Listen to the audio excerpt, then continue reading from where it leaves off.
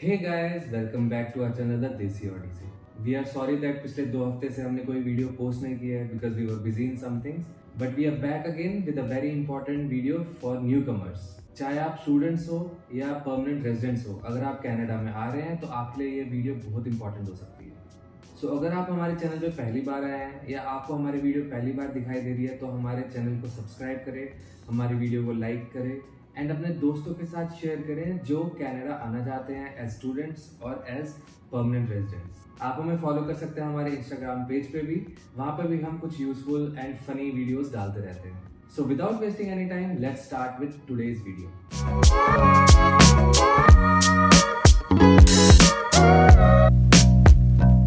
जब भी आप किसी दूसरी कंट्री में मूव करते हैं, सबसे पहला आपका काम होता है वहाँ की अपॉर्चुनिटीज देखना एंड वहाँ कितना महीने का खर्चा होता है ये देखना। सो अपॉर्चुनिटीज के बारे में हमने काफी वीडियोस में बात की है, हम आगे भी करते जाएंगे, बट इस वीडियो में हम ये बात करेंगे कि आपका मंथली एक्सपेंडिचर कनाडा में कितना होगा if you are coming as permanent resident और एज अ स्टूडेंट। आप किधर भी जाए, कहीं भी रहे, सबसे मेजर एक्सपेंस होता है हाउसिंग का।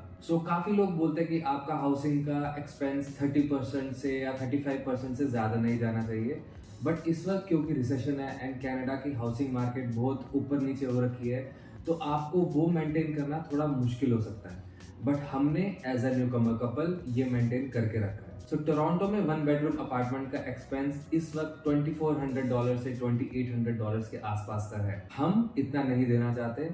That's why we are staying in Mississauga, which comes under GTA. GTA means Greater Toronto Area. हमारे घर से Toronto is 30 minutes train ride away.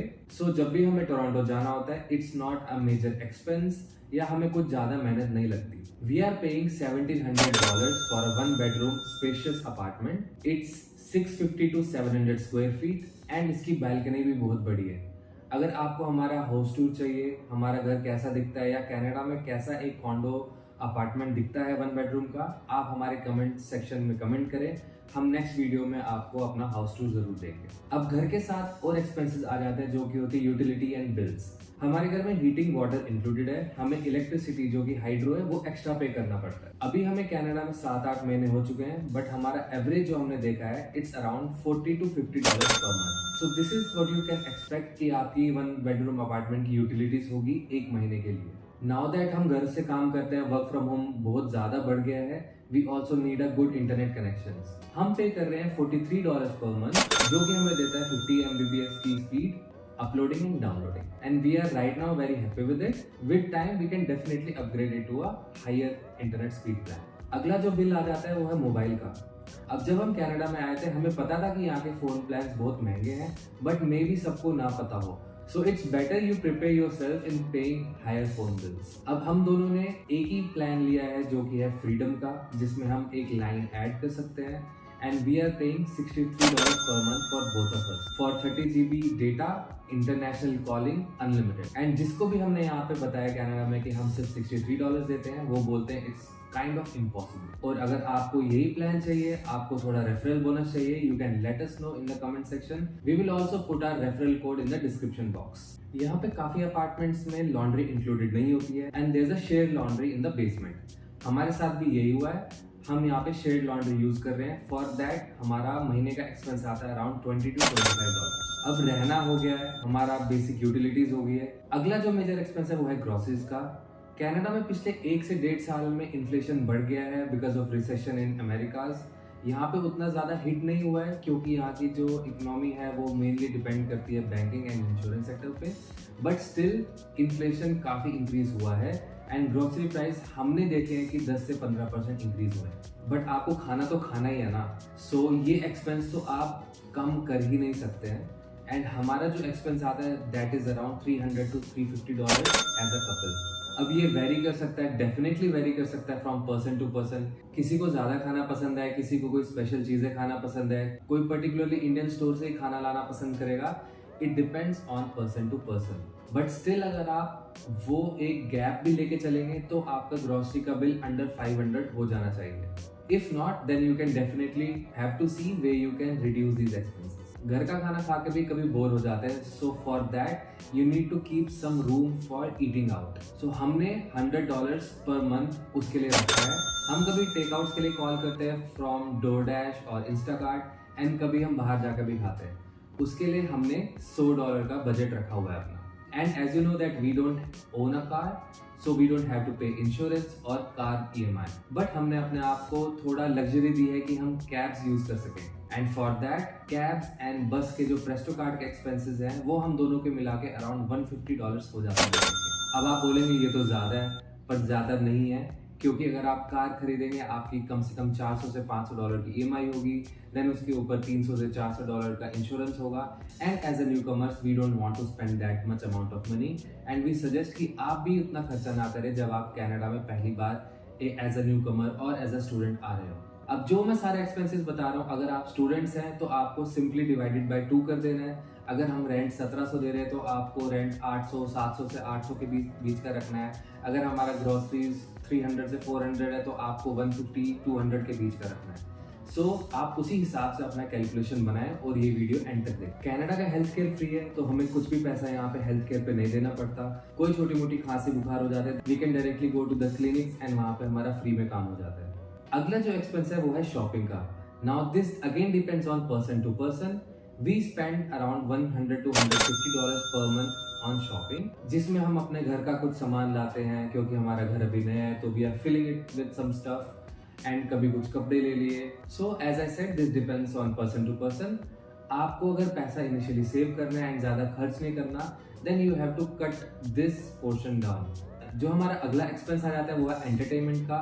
Again उसके लिए हमने $100 रखे हैं हर महीने के लिए। हम अभी तक यहाँ पे कोई मूवी थिएटर गए नहीं है क्योंकि कोई ढंग की मूवी लगी नहीं है, but if you plan to go, किसी भी मूवी की टिकट $15 से $20 की पड़ जाती है। सो अगर आपको मूवी देखनी है एज अ कपल एंड कुछ बाहर खाना है तो $50-60 वो एंटरटेनमेंट के तो लग ही जाएंगे एक बारी के। एंड आपको मंथ में 2 बारी करना है तो $100 कहीं नहीं गए। और भी कुछ एक्सपेंस हो जाते हैं इधर उधर छोटा मोटा, जो कि आप ट्रैक उतना नहीं कर सकते, बट हम उसको यहाँ पे कहेंगे मिसलिनियस अमाउंट, जो कि आप $100 के आसपास रख सकते हैं कि आपका वो खर्चा हो ही जाएगा। अगर आपने वो बचा लिया वेल एंड गुड, वरना ये $100 की जो आपकी किटी है वो आप अलग मिसलेनियस अमाउंट्स के लिए रख सकते हैं। Now what we like to do is we like to pay everything in advance. जिस दिन हमारी रेंट की डेट आ जाती है उस दिन हम रेंट पे कर देते हैं। हमने अपने क्रेडिट कार्ड डेट्स कोई नहीं रखे। जिस दिन हम क्रेडिट कार्ड से कुछ शॉपिंग करते हैं हम उसी दिन उसका एडवांस पेमेंट कर देते हैं। This also helps us to increase our credit score, but it also keeps us track of what money we are spending. आप भी ये प्रैक्टिस यूज कर सकते हैं ताकि आपका क्रेडिट स्कोर इंक्रीज हो इनिशियली कनाडा में, एंड आप अपने एक्सपेंसेस ट्रैक कर सकें। अब ये थी एक्सपेंसेस की बात। एक चीज जो कोई आपको बताता नहीं है वो है कि आपको एक्सपेंसेस के साथ साथ अपने सेविंग्स भी स्टार्ट करने होंगे। And we are investing around $1,000 in our health, which is health insurance, as well as in bonds and equities, जो कि with time आपको एक पैसिव इनकम बना के दे देगी। अब हर कोई सेविंग इतना कर नहीं सकता है, उसके लिए आपको अपने एक्सपेंसेस ट्रैक करने होंगे। जहाँ पे आप कम से कम खर्चा कर सके वहाँ पे आप खर्चा कम करें। आपको अगर इनिशियली कार लेने की ज्यादा जरूरत ना हो आप ना लें, rather than that invest that amount in some equities or some stock markets or mutual funds, anywhere you want. Now that we have talked about all the expenses and all the savings, let's get down to the total amount of money that we as a newcomers in Canada are spending per month. So अगर आप हमारे expenses देखेंगे, it will come around $2,600 to $2,800 per month, which is excluding of the savings that we are doing. This will depend from person to person. आपको $100 save करना है, आपको $200 save करना है, आपको $500 सेव करना है, ये आपकी मर्जी है। बट अगर आप एज अ कपल आ रहे कनाडा में, and if you are tracking your expenses, you are saving your money for something else, which can be a house or which can be a car or anything, any asset or any liabilities. 26 to 2,800 is a minimum that you have to spend per month in Canada. और अगर आप downtown में रह रहे हैं तो इसमें आप $1,000 और बढ़ा दें। सो आपको अपनी चॉइसेस बनानी है। अगर आपको डाउनटाउन में रहना है आप ज्यादा रेंट दें, फिर आपका एक्सपेंस 2600 या 2,800 से बढ़ के 3,600 या 3,800 हो जाएगा। But if that is what matters to you, आपको एकदम हसल बसल में रहना है, आपको पार्टी हब में रहना है, then it's very good.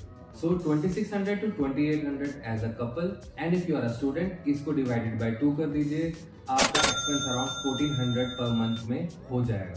So hopefully आपको हमारी आज की वीडियो अच्छी लगी हो, आपको कुछ आइडिया मिल गया होगा कनाडा में, स्पेसिफिकली टोरंटो GTA एरिया में एक महीने का एक्सपेंस फॉर अ कपल कितना लग जाता है और एज अ स्टूडेंट कितना लग जाता है।